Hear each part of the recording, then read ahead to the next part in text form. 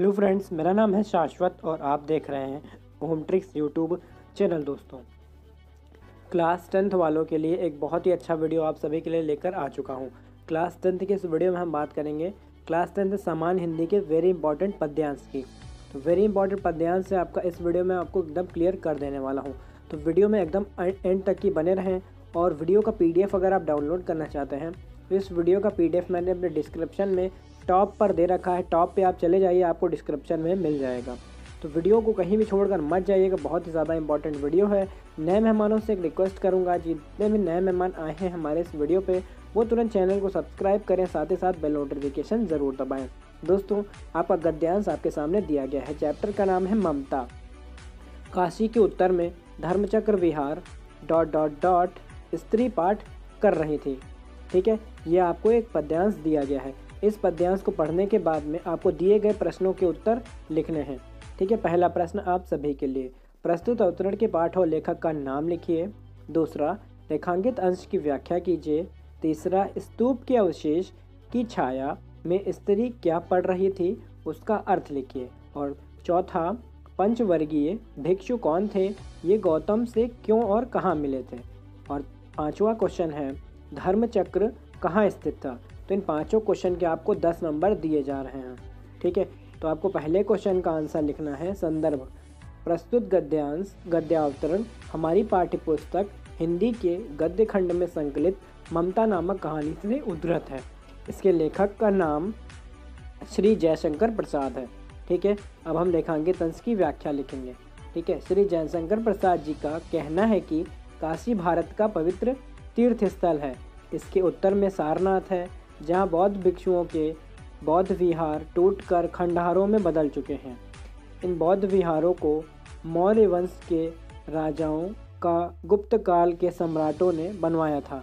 इन बौद्ध विहारों में तत्कालीन वास्तुकला एवं शिल्पकला के बेजोड़ नमूने अब भी स्पष्ट दिखाई दे रहे हैं, जो कि मौर्य और गुप्त वंश के सम्राटों की कीर्ति का गान करते प्रतीत हो रहे थे। इन भवनों के शिखर टूट चुके हैं। खंडहरों की दीवारों पर घास फूस तथा लताएं उग आई हैं और टूटी फूटी ईंटों के ढेर इधर उधर बिखरे पड़े हैं। और इन ईंटों में बिखरी पड़ी थी भव्य भारतीय शिल्पकला। ग्रीष्म ऋतु की शीतल चांदनी में यह उद्भ्रष्ट शिल्पकला अब अपने को शीतल कर रही है।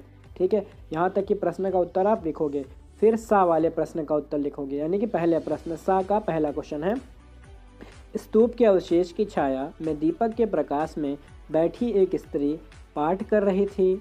ठीक है, पाठ का नाम है, यहाँ पे बताया गया है कि पाठ का नाम आपको जो लिखना है, ये पाठ का नाम श्लोक के अनुसार आप लिख सकते हो। तो यहाँ पे आप देख लो जरा, श्लोक आपको कौन सा दिया गया है। ठीक है, आपको श्लोक भी ये वाला दिया गया है, तो आपको उसी अनुसार आपको ये वाला क्वेश्चन का आंसर लिख देना है।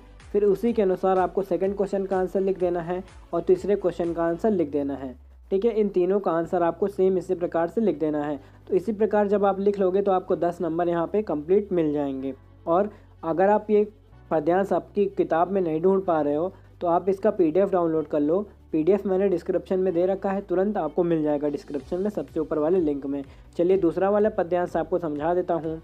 चौसा के मुगल पठान युद्ध को बहुत दिन बीत गए ... की सहभागिनी रही।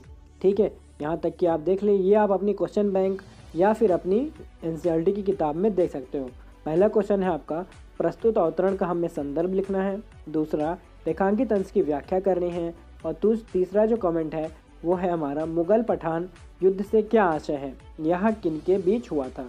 तो सबसे पहले हम लिखेंगे रेखांकित अंश की व्याख्या, फिर उसके बाद सा वाले प्रश्न की। तो रेखांकित अंश की व्याख्या आप सोच रहे हो कि पहला वाला मैंने प्रश्न क्यों छोड़ दिया। पहला वाला इसलिए छोड़ दिया क्योंकि पहला वाला पहले वाले में मैंने बता रखा था, यानी कि इसमें ये देखिए संदर्भ आपको यही वाला लिख देना है दूसरे वाले में। ठीक है, चेंज होगी तो केवल रेखांकित अंश की व्याख्या। तो लेखक कहता है कि शीतकाल का प्रातः काल था, ममता को खांसी थी। खांसी के कारण उसे श्वास लेने में भी कठिनाई महसूस हो रही थी। उसका गला रूंध रहा था, श्वास के साथ बलगम की आवाज़ स्पष्ट सुनाई दे रही थी। ममता अकेली थी, उसका किसी से इस संसार में खून का रिश्ता नहीं था, न उसका कोई रिश्तेदार था। जीवन में दुख पूर्ण इन अंतिम क्षणों में यदि कोई मदद करने वाला था तो केवल उसके गांव के 2 या 3 औरतें जो उसके पास उसकी सेवा में संलग्न थी, ठीक है, उसे घेर कर बैठी हुई थीं, क्योंकि ममता भी मानवता की साक्षात प्रतिमूर्ति थी। उसने भी निराश्रियों को आश्रय दिया था, सभी के सुख दुख में सहभागिनी रही थी। तो यहाँ तक कि हमें इस रेखांकित अंश की व्याख्या को लिख देना है। उसके बाद हम चलते हैं सा वाले पे। मुगल पठान युद्ध से आशय हुमायूं मुगल और शेर शाह पठान के मध्य हुए चौसा के युद्ध से है। यह युद्ध 1539, ठीक है, 1539 ईस्वी को हुआ था। तो यहाँ तक कि जो मैंने आपको 2 गद्यांश बताए हैं, इनको आप एकदम अच्छे से रट लीजिएगा। चैप्टर ये ममता जो है इसमें से बहुत ज़्यादा इंपॉर्टेंट पूछे जाते हैं, तो बिल्कुल से बिल्कुल रट लीजिएगा। तो अगर आप इस वीडियो का PDF डाउनलोड करना चाहते हैं तो PDF मैंने डिस्क्रिप्शन में दे रखा है, तुरंत जाइए PDF डाउनलोड कर लीजिए। तो प्लीज़ इस वीडियो को जल्दी से जल्दी अपने सभी दोस्तों तक शेयर कर दीजिएगा। वीडियो शेयर कर दीजिएगा अपने व्हाट्सअप, फेसबुक, ट्विटर, इंस्टाग्राम पे। मैं मिलूंगा आपको इसके नेक्स्ट वीडियो में। तब तक के लिए अपना ख्याल रखें। टेक केयर, बाय बाय दोस्तों।